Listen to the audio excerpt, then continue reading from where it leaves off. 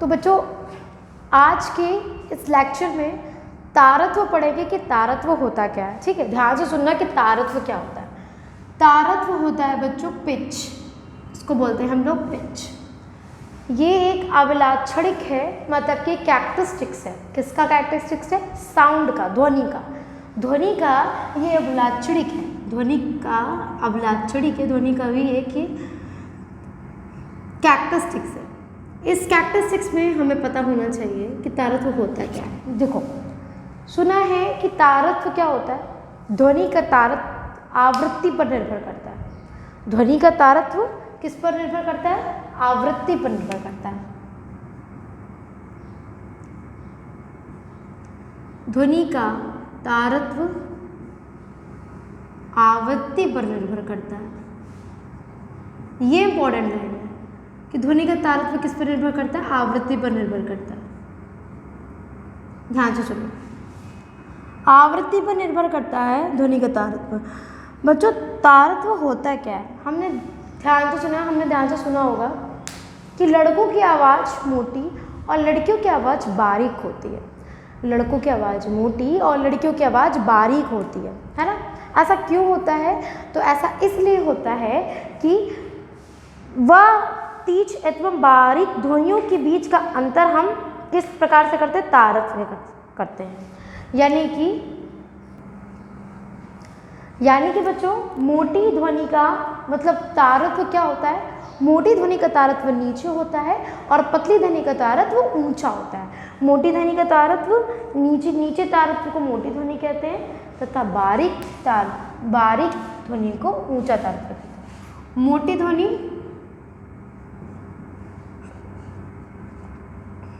नीचा तारत्व, बारीक ध्वनि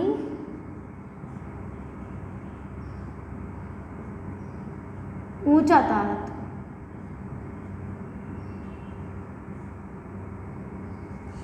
मोटी ध्वनि नीचा तारत्व, बारीक ध्वनि ऊंचा तारत्व।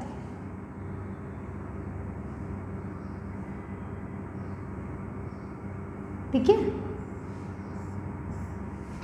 मतलब जितनी ज़्यादा मोटी ध्वनि होगी उतने ज़्यादा नीचा तारत्व होगा, जितनी ज़्यादा बारीक ध्वनि होगी उतना ज़्यादा ऊंचा तारत्व होगा। लिख लीजिए तारत्व की परिभाषा।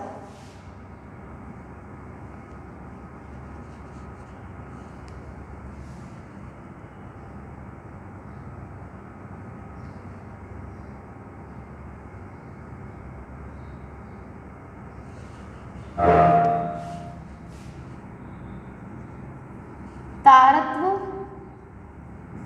अथवा पिच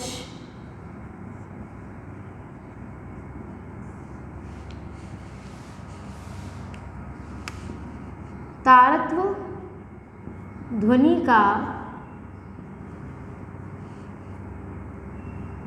की अभिलाक्षणिक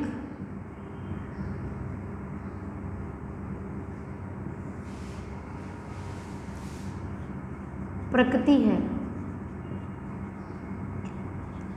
अतः तारत्व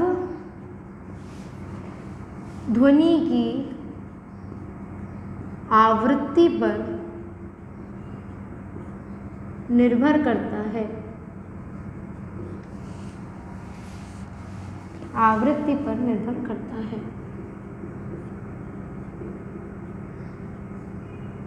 अतः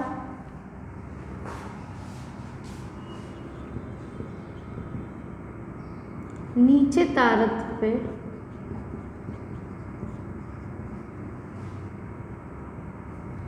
अतः मोटी ध्वनि का नीचा तारत्व तथा बारीक ध्वनि का ऊंचा तारत्व होता है।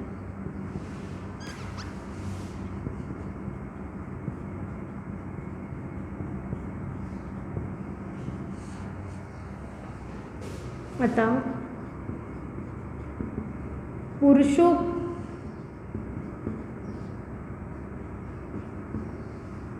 की मोटी ध्वनि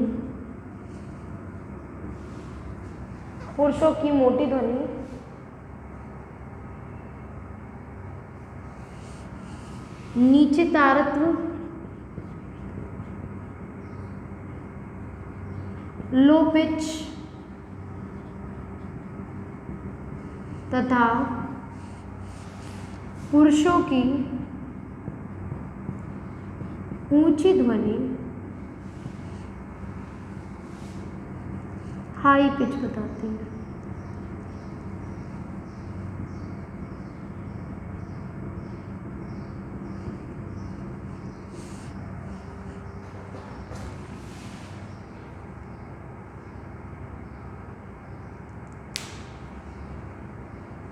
अतः तारत्व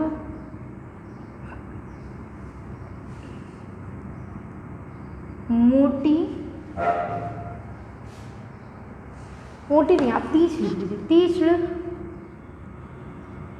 तथा बारीक ध्वनियों का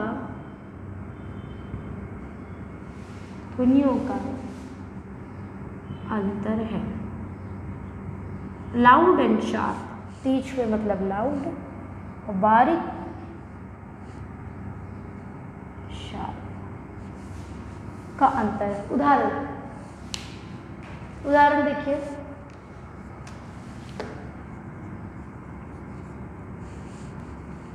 शेर की दहाड़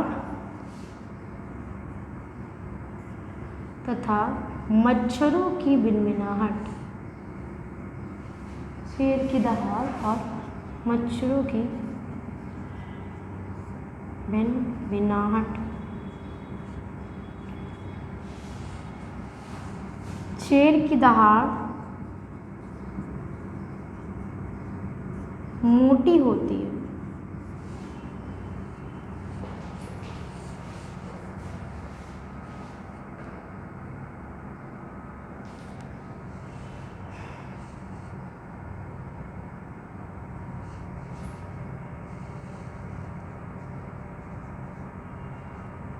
अर्थात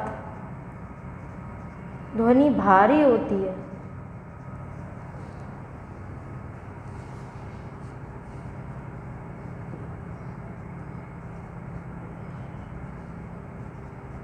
तो शेर की दहाड़ का तारत्व कैसा होगा बच्चों? शेर की दहाड़ का तारत्व क्या होगा?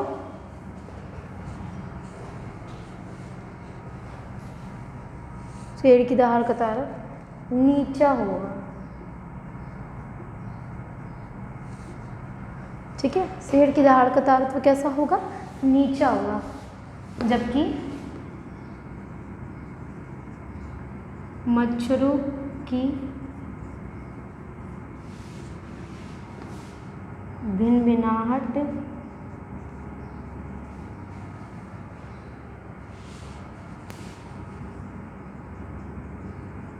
की आवाज पतली व बारीक होती है,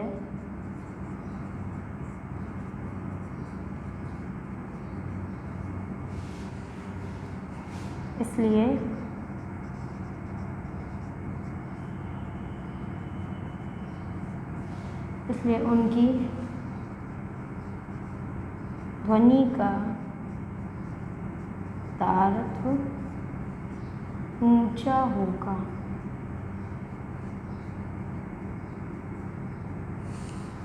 समझ में आ गया? इस तरीके आई होप कि आपको समझ में आ गया होगा।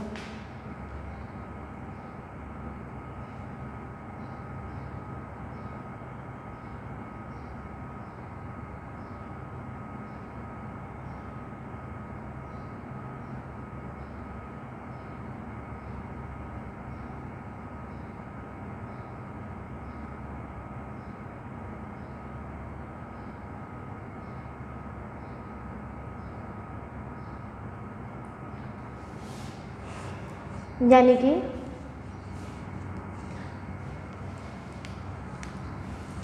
अगर हम बोलें ये विक्षोभ है और ये तरंग है बच्चों।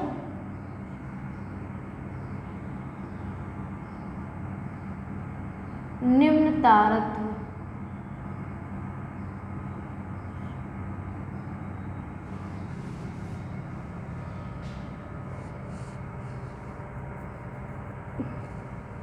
नीचे तारत्व।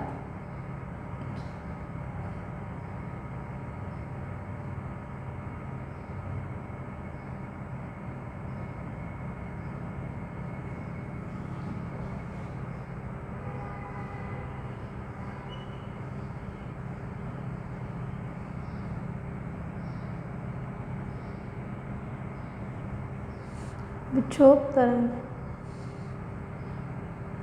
उच्च तारत्व की तरंग। नोट डाउन कर लीजिए। फिर लास्ट में हमने कुछ फॉर्मूले पढ़े थे ना, उससे रिलेटेड क्वेश्चंस लगवाने हैं।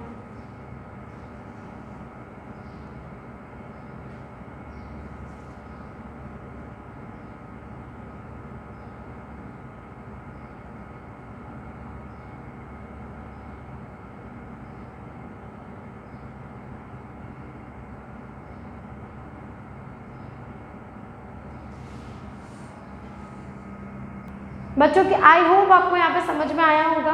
अब हम जानते हैं ध्वनि की प्रबलता, लाउडनेस।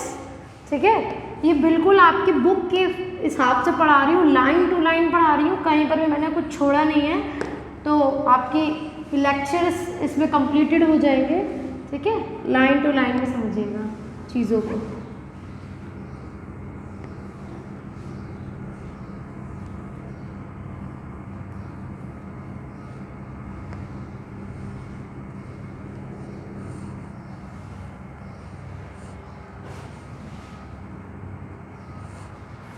ध्वनि की प्रबलता,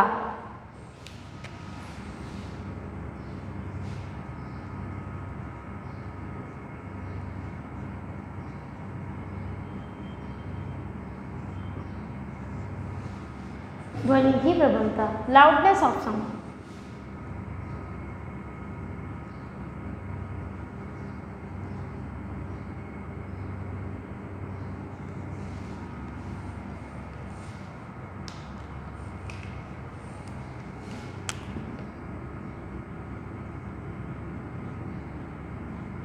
ध्वनि की प्रबलता उसके आयाम पर निर्भर करती है बच्चों।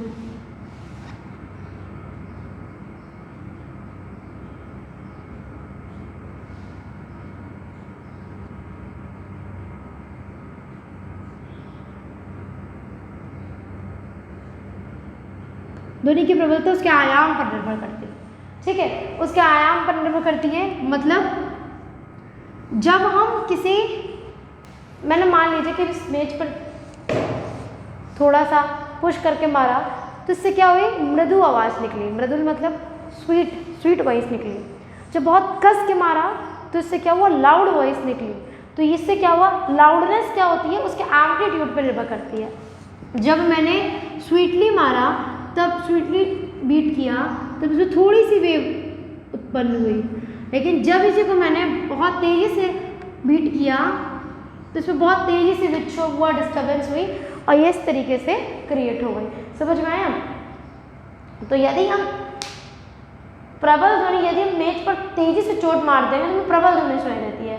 प्रबल ध्वनि अधिक दूरी तक चल सकती है क्योंकि इसमें अधिक ऊर्जा होती है। प्रबल ध्वनि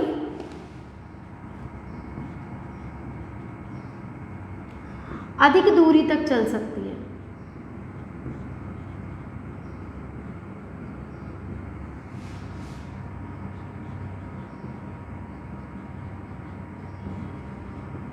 क्योंकि इसमें अधिक ऊर्जा होती है, क्योंकि इसमें अधिक ऊर्जा होती है।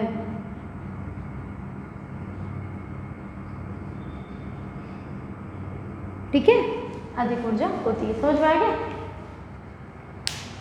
डायग्राम बना लीजिए।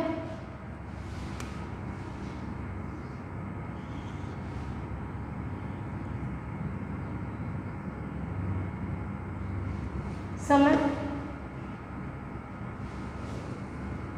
तरंग विक्षोभ,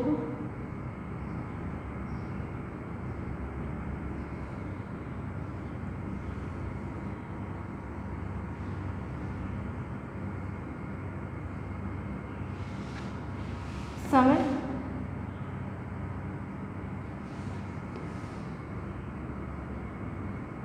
तरंग विक्षोभ।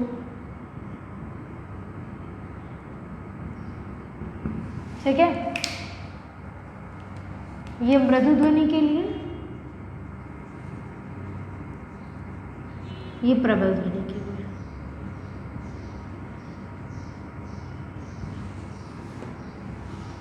उदाहरण,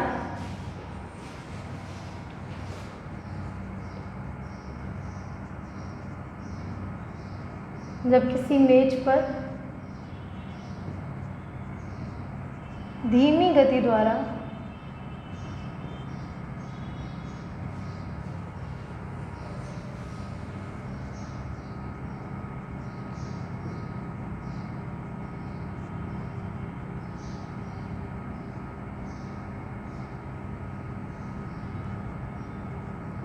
तब मृदु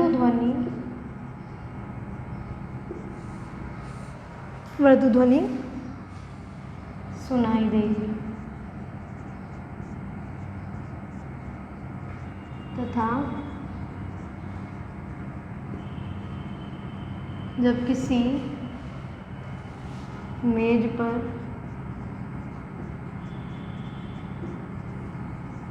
तीव्र गति द्वारा मारा जाए तब प्रबल ध्वनि सुनाई देगी।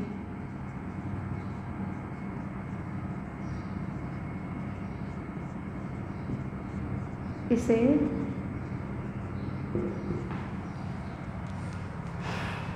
ध्वनि की प्रबलता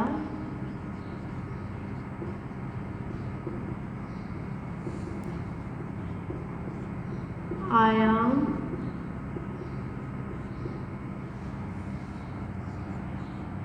पर निर्भर करती, ध्वनि की प्रबलता किस पर निर्भर करती है बच्चों? आयाम पर निर्भर करती है।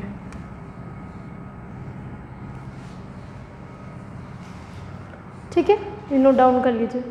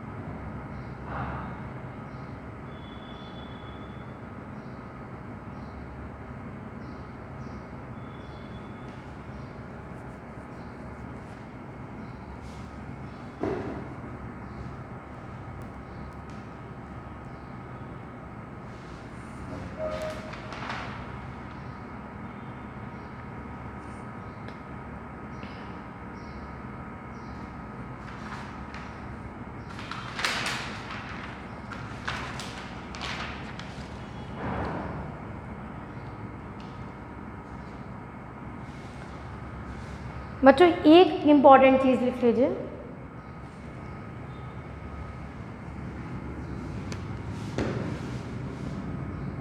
प्रबलता, लाउडनेस, प्रबलता ध्वनि के लिए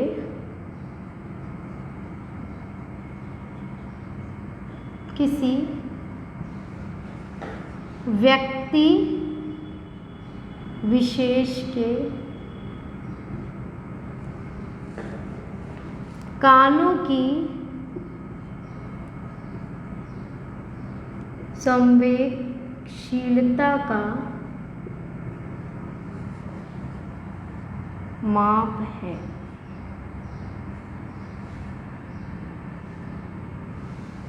ठीक है, ये जरूर है 1 नंबर में संवेदनशीलता नहीं, संवेदनशीलता, सॉरी, संवेदनशीलता। क्योंकि ये बहुत ज़रूरी है, 1 नंबर के क्वेश्चन में आया तो 1 नंबर के क्वेश्चन में लिख सकते हो।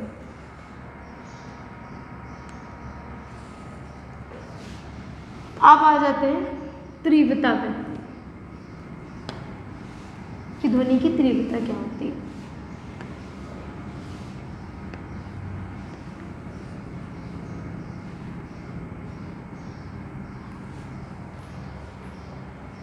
ध्वनि की तीव्रता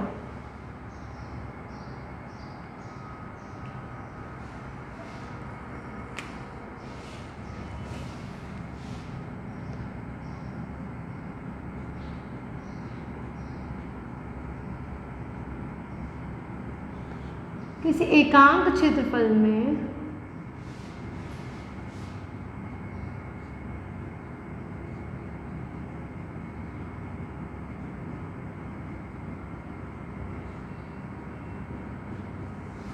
किसी एकांक क्षेत्रफल में 1 सेकंड से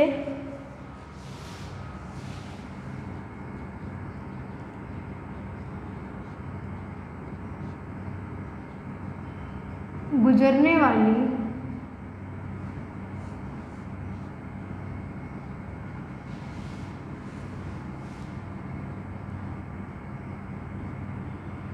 ध्वनि ऊर्जा को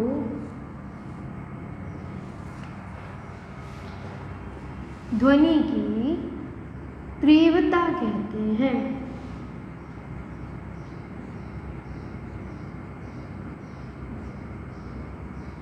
ठीक है, ये नोट डाउन कर लीजिएगा।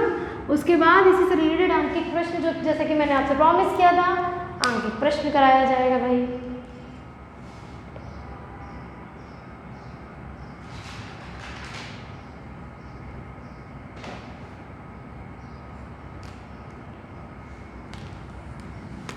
प्रश्न,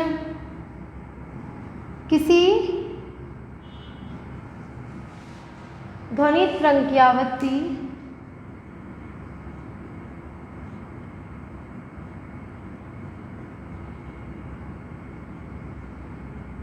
पाँच किलो हर्ट्ज है, किलो हर्ट्ज है। उसकी तरंग दैर्घ्य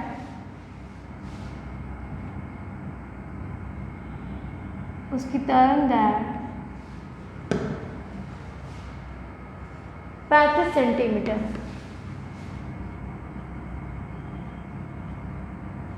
क्या क्वेश्चन दिया? ये 1.5 किलोमीटर दूरी चलने में कितना समय लेगी? यह 1.5 दूरी चलने में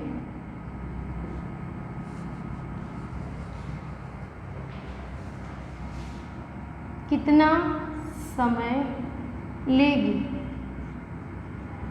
बच्चों अभी देखिए, सबसे पहले इसमें देखा करिए क्वेश्चन में दिया क्या है, पूछा क्या गया है। दिया क्या गया और पूछा क्या गया है। हल दिया गया, क्या दिया गया है? ध्वनि तरंग की आवृत्ति, आवृत्ति को एन से लिखते हैं 5 किलो हर्ट्ज। हर्ट्ज भी होती है, किलो हर्ट्ज भी होती है। तो 1 किलो हर्ट्ज में याद रखना 1000 हर्ट्ज होते हैं। 1 किलो हर्ट्ज में कितने होते हैं? 1000 हर्ट्ज होते हैं। यहाँ पे आप 5 नहीं 2 कर लीजिए, 2 किलो हर्ट्ज।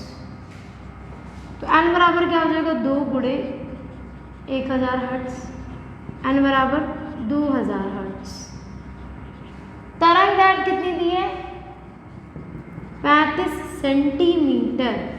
35 सेंटीमीटर। 1 सेंटीमीटर में 1/100 मीटर और 1 मीटर में 100 सेंटीमीटर। ये चीज़ याद रखना। तो 35 गुणे 1/100। जब भी कैसे डिवाइड करते थे, देखो नीचे 100 लिखा है, यानी 35/100 है। बच्चों जब कभी ऐसे लिखा तो 35 लिख दिया करो। 2 जीरो है ना, 2 जीरो आगे बढ़ा दो। या 3 जीरो है, 3 जीरो बढ़ा दो। 4 जीरो, 4 जीरो बढ़ा दो। 2 जीरो है तो 2 जीरो बढ़ा दिया। और उसी के बाद 2 जीरो है ना, 1 2 3 1 2 3 यहाँ पे पॉइंट लगेगा, मीटर। 1 2 3 1 2 3 यहाँ पे लगेगा। समझ में आया? तरंग दैर्घ्य बराबर क्या होता है? तरंग दैर्घ्य आवृत्ति बराबर बताया था ना, वेग बराबर आवृत्ति गुणे तरंग दैर्घ्य। तो v बराबर,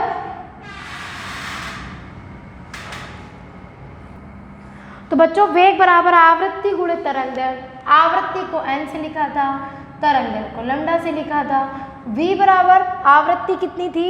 2000 हर्ट्ज, ठीक है, और लैम्डा कितना है? 0.035। 35 दूना 70, कितने जीरो? 1 2 3 1 2 3। अब देखो 1 2 3 1 2 3 पॉइंट कहाँ लगेगा? यहाँ लगेगा। तो v बराबर कितना आ गया? 70 मीटर पर सेकेंड। ये तो यूनिट होती है इसकी, यही तो मात्रक होता है, ठीक। फिर उसने बोला 1.5 किलोमीटर दूरी चलने पे कितना समय लगेगी? तो भाई ये चाल आ चुका है, दूरी दी गई है, समय क्या होगा? समय कैसे निकालेंगे? चाल बराबर दूरी बटे समय।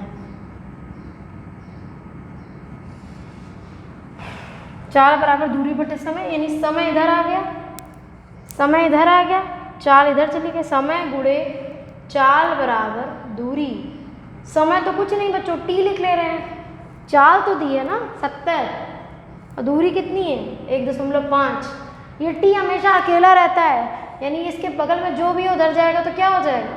डिवाइड में हो जाएगा। ये पॉइंट बढ़ाया, नीचे 100 लगा दिया। अब देखो 15/100। ये ऐसा करो, इसको हम 10 की पावर 2 लिख सकते हैं ना, बात तो वही हुई। 10 की पावर 2 क्या हो गया? ऊपर माइनस चला गया, 7 से डिवाइड करो, 7 से 15 को डिवाइड करो, 7 दूनी 14, 7 एकम 7, 10 में 7 गया 3, 7 3 10। हाँ, तो 2.1 इंटू 10 की पावर -2, यही आंसर सेकेंड, ठीक है।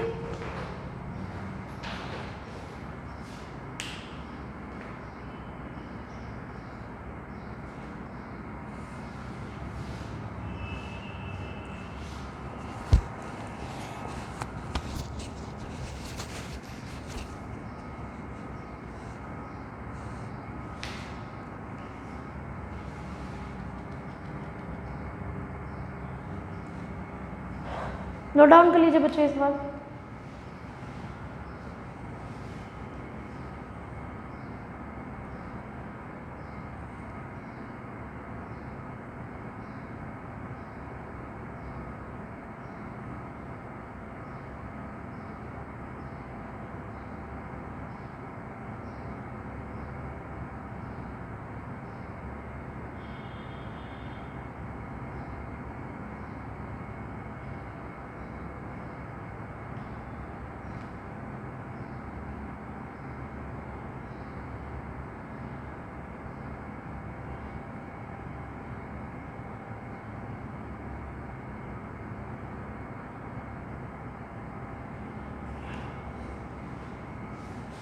आप देखिए,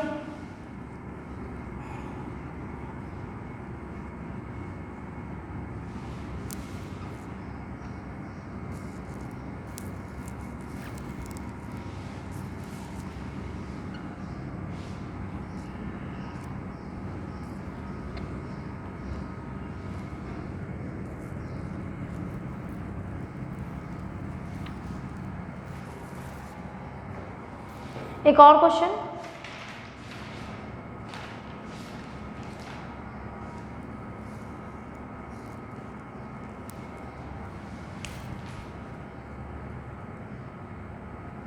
किसी दिए हुए माध्यम में, क्वेश्चन में आपको क्वेश्चन से एक सीधे क्वेश्चन लिखती हूँ। किसी दिए हुए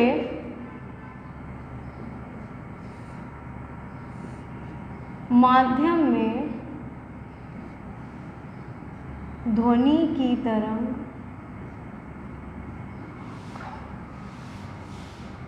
तरंग की आवृत्ति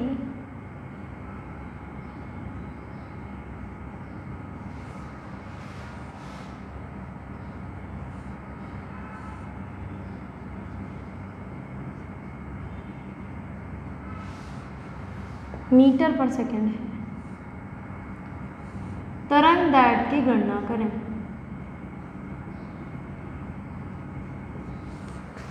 ये क्वेश्चन है आपका, तरंग दैर्ध्य की गणना करें।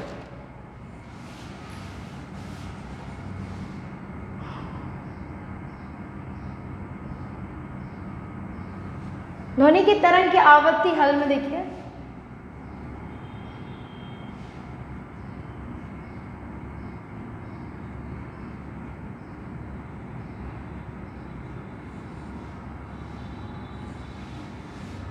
n बराबर 220 हर्ट्ज आवृत्ति है ना, अब से भी लिख सकते हो। v बराबर 440 मीटर पर सेकेंड, लैम्डा पूछा है। अभी बताया था v बराबर n इंटू लैम्डा। v कितना है 440, n कितना है 220 इंटू लैम्डा। लैम्डा बराबर 440 गुणे 220, कितना आ गया 2 मीटर। अच्छा एक और चीज़ याद रखना, मोस्टली बच्चे जैसे इसको बोलते हैं बच्चों एंगस्ट्रॉम। देखो इसको बोलते हैं हम लोग एंगस्ट्रॉम, ये एक नाम है एंगस्ट्रॉम। पावर 1 मीटर में 10 की पावर माइनस, सॉरी 1 एंगस्ट्रॉम में 10 की पावर माइनस 10 मीटर होता है, ये याद रखना। 1 एंगस्ट्रॉम में 10 की पावर माइनस 10 क्या होता है, मीटर होता है, ये याद रखना, ये यूनिट है।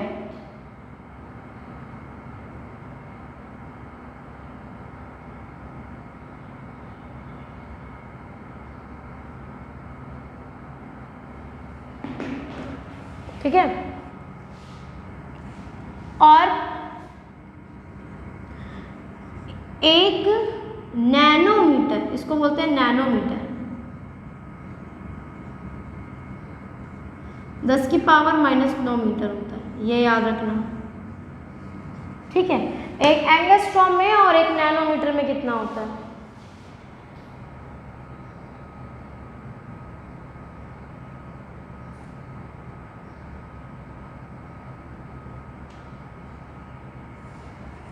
बच्चों यदि आवर्तकाल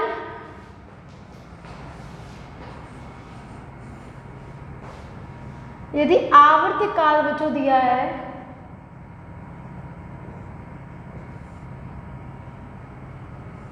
आवर्तकाल 5 मिनट दिया है, तो ध्वनि की आवृत्ति क्या होगी। आई तो बहुत सिंपल है, क्या होगी, n बराबर 1/t, n बराबर 1/t, t कितना है 5, तो ये क्रॉस मल्टीप्लाई करेंगे, n बराबर 5 हर्ट्ज, यही आंसर। n क्या होती है, आवृत्ति होती है ना, फ्रीक्वेंसी, आवृत्ति, तो यही होता है। ठीक है,